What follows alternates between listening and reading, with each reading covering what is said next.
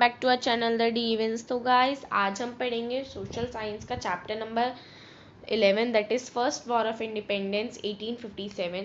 तो गाइज ये इस चैप्टर का पार्ट 2 है। अगर आपने पार्ट 1 नहीं देखा है तो इसकी लिंक आपको डिस्क्रिप्शन बॉक्स में मिल जाएगी, आप वहाँ से जाके देख लेना। चलिए बिना वक्त गवाए हम स्टार्ट करते हैं। तो गाइज आज हम पढ़ेंगे कॉजेज ऑफ द रिवोल्ट 1857 के। इसके बहुत सारे कॉजेज थे, जैसे कि political causes, economic causes, social causes, religious causes, military causes, immediate causes. तो हम हर एक कॉज को अच्छे से एक एक करके पढ़ेंगे। तो पहला कॉज आता है हमारा पॉलिटिकल कॉजेस। तो गाइस पॉलिटिकल कॉज में क्या था कि जो सिपोइस थे, इंडियन के सोल्जर्स थे, वो बिल्कुल भी सेटिस्फाइड नहीं थे जो उनके साथ ट्रीटमेंट करा जा रहा था, जो उनके साथ बिहेवियर रखा जा रहा था। और दूसरा कॉज यही था कि जो इंडियन रूलर्स थे, जैसे कि बहादुर शाह जफर, तांत्या टोपे ग्वालियर से, रानी लक्ष्मीबाई झांसी से, नाना साहब कानपुर से, इन सारे लोगों ने अपनी अपनी टेरिटरीज में बहुत ही अच्छे से सेटलमेंट कर ली थी विद द ब्रिटिश, क्योंकि इन लोगों ने बहुत अच्छे से 1857 रिवोल्ट में अपना पार्ट करा था। ओके, नेक्स्ट यही आता है कि जो कॉमन पीपल थे दिल्ली से, जैसे कि लखनऊ, ग्वालियर और अलग अलग जगहों से लोग थे, उनके पास पैसे की तो कमी बिल्कुल भी नहीं थी। उनके पास ना ही काम की कमी थी, ना ही पैसे की कमी थी। But they want the end of foreign exploitation. But उन्हें फिर भी फॉरेन एक्सप्लॉयटेशन का एंड चाहिए था, उन्हें फॉरेन रूल का एंड चाहिए था। ओके, तो गाइस इस समय एक पॉलिसी ऑफ एनेक्सेशन भी निकाली गई थी डलहौजी की तरफ से, that is the doctrine of slaves. तो गाइस ये डॉक्ट्रिन ऑफ स्लेव्स के अकॉर्डिंग क्या था कि जिन किंग्स के नेचुरल हेयर नहीं थे, जिन किंग्स के नेचुरल चाइल्ड नहीं थे, they are not allowed to adopt any child for their throne. So जो ये डॉक्ट्रिन ऑफ स्लेव्स थी, इसने बहुत ही ज़्यादा फियर क्रिएट कर दिया था इंडियन रूलर्स के बीच। और यही खासकर वजह थी कि जो हमारे किंग्स थे वो अपनी थ्रोन को, अपने किंगडम को खोते जा रहे थे। बिकॉज इस लेप्स के अकॉर्डिंग ये था कि जो भी किंग मर जाता है, जो भी king after the death of the king, जो वो पूरा किंगडम होता था वो पूरा ब्रिटिश के अंडर आ जाता था, और वो पूरे किंगडम पे हक ब्रिटिश का हो जाता था। सो जो ये डॉक्ट्रिन ऑफ स्लेव्सी जो न्यू निकली थी, इसने बहुत ही ज़्यादा फियर क्रिएट कर दिया था इंडियन रूलर्स के क्रिएट और इंडियन किंग्स के अमंग। ओके, नेक्स्ट ये आता है कि ब्रिटिशर्स ने ट्रीटी साइन करना भी चालू कर दी थी। तो एक उन्होंने ऐसी ट्रीटी अवध के साथ साइन करी थी, that is the subsidiary alliance इन 1801। उन्होंने नवाब वजीद अली शाह के साथ ये ट्रीटी साइन करी थी कि उन्हें ये विश्वास दिलाया था, उन्हें ये बिल्कुल अच्छे तरीके से विश्वास दिलाया था कि उन्हें एक परमानेंट ब्रिटिश आर्मी मिलेगी विद इन देयर टेरिटरी, पर उसके लिए उन्हें एक सब्सिडी पे करनी पड़ेगी उसकी मेंटेनेंस के लिए। एक्चुअली इस सब ट्रीटी में क्या होता था कि जो भी किंग अपने ये ट्रीटी साइन कर देता था ब्रिटिशर्स के साथ, वो इन शॉर्ट अपनी आर्मी पे से पूरा हक खो देता था।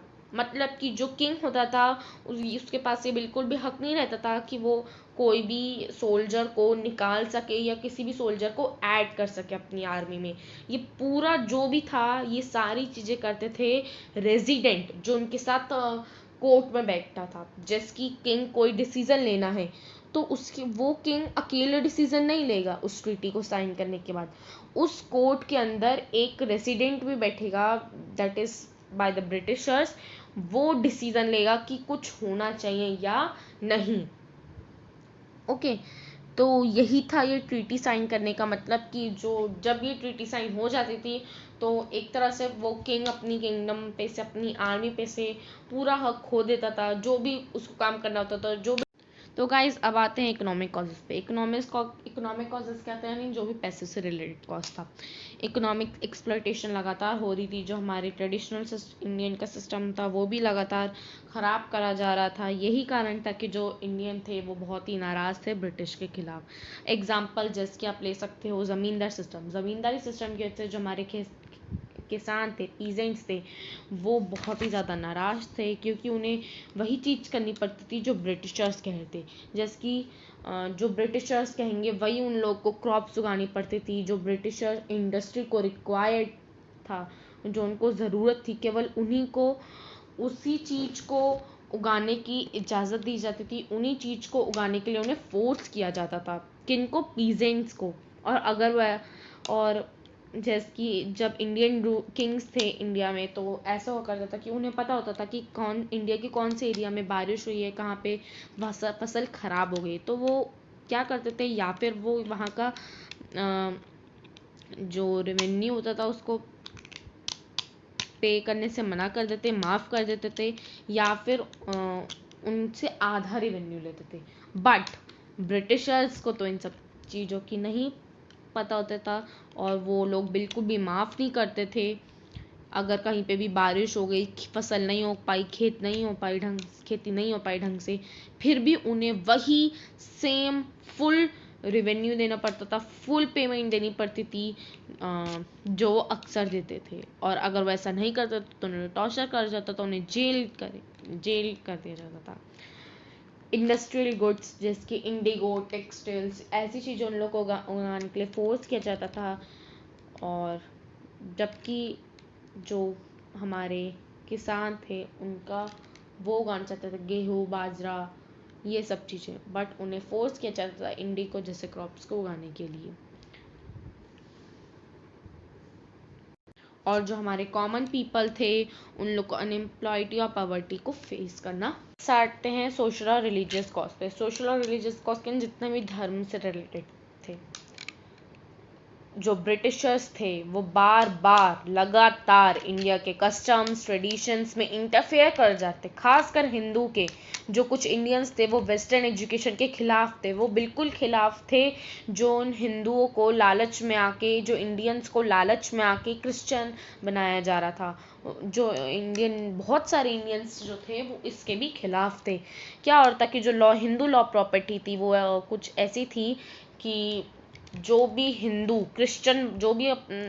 अपना धर्म बदल के क्रिश्चियन बन रहा है, उसका उसके फैमिली, प्रॉपर्टी, मनी पे से हक नहीं था, बिल्कुल भी छूट जा रहा था हक।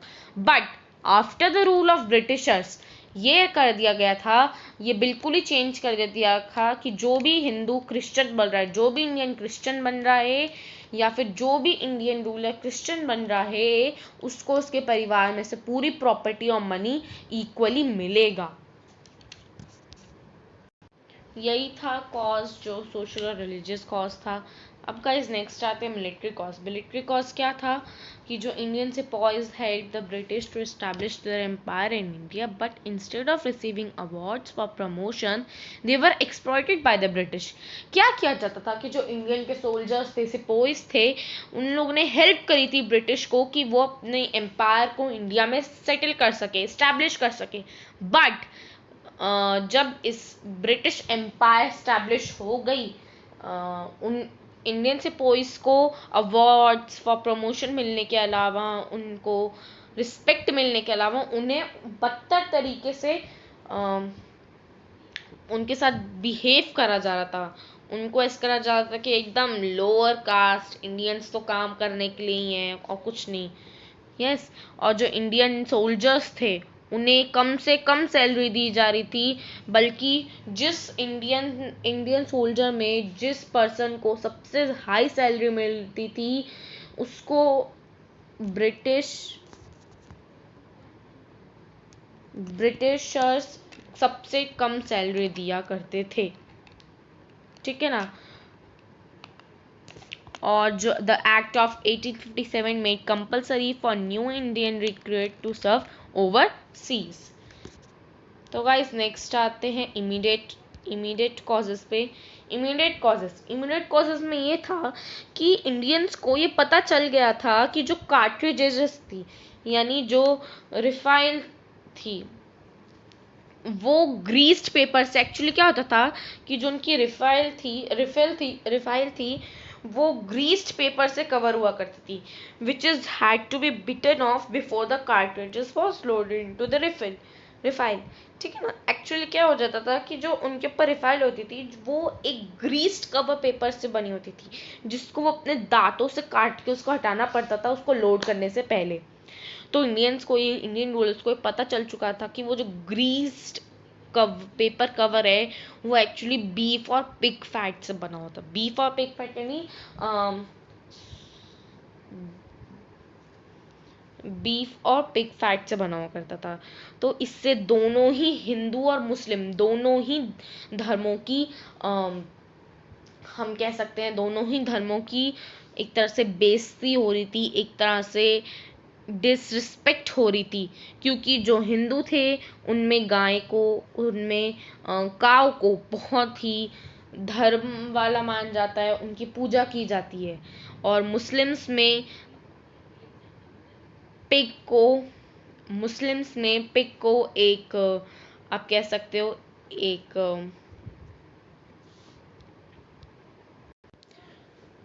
और मुस्लिम्स जो हैं वो पिग्स को पसंद नहीं करते थे, और हिंदू में काव को पूजा जाता था, उनको वर्शिप करा जाता था।